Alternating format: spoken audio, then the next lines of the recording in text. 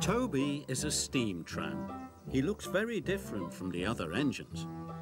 He is square and his body is made of wood. Toby isn't as strong as the other engines, but he always tries his hardest. One morning, Toby was delivering some milk trucks. He puffed across the island and up Gordon's Hill.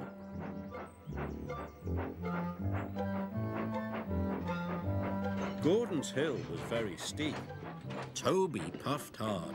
It was a long climb. Just then, Gordon arrived at the bottom of the hill. But today the express was heavy, and Gordon had to wait for Edward to help. Bother, huffed Gordon.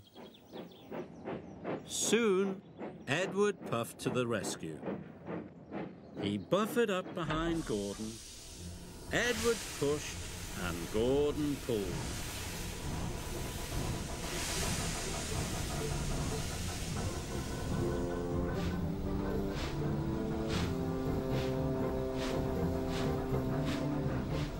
At last, the express train started to move.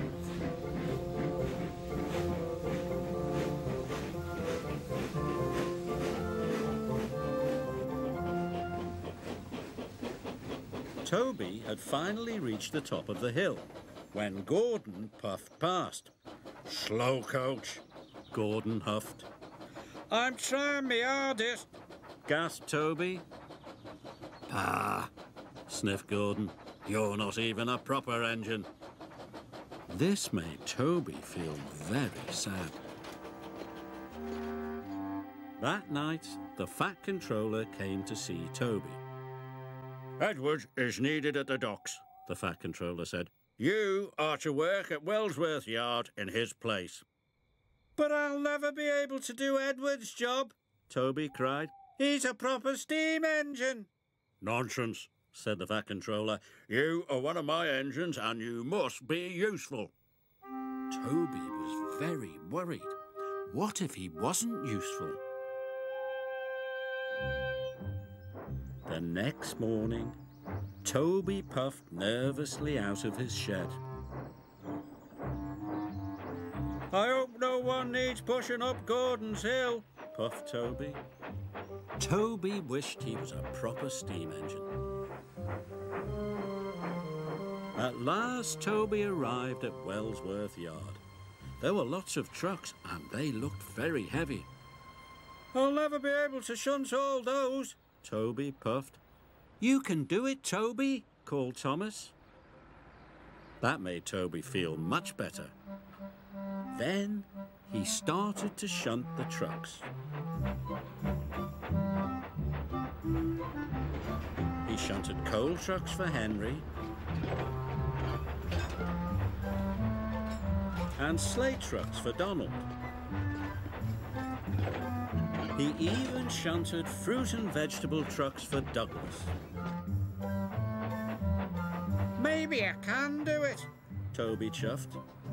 But then Gordon puffed past.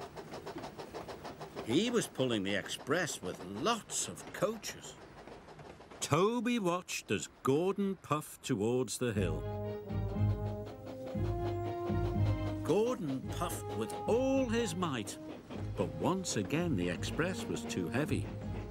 Gordon was stuck. "Bother," he huffed. Gordon's driver called the yard manager, and the yard manager came to see Toby. "You need to push Gordon to the top of the hill," the yard manager said. "Yes, sir," groaned Toby. "But Gordon looked much too heavy for me to push," Toby puffed nervously. "Don't worry," Thomas called. "You can do it, Toby." "I'll do me best," he puffed, and he chuffed off to Gordon's Hill. When Gordon heard that Toby was coming, he was very cross. "Toby's only a steam tramp," Gordon huffed. "He will never be able to push me up the hill."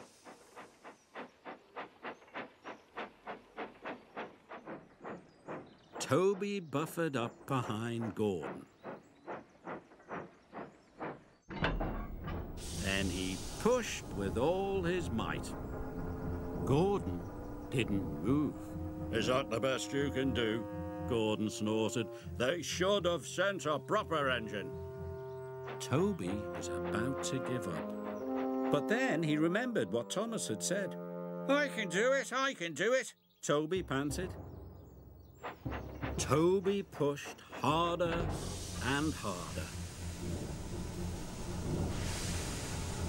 Suddenly, Gordon's wheels started to move. Toby kept pushing.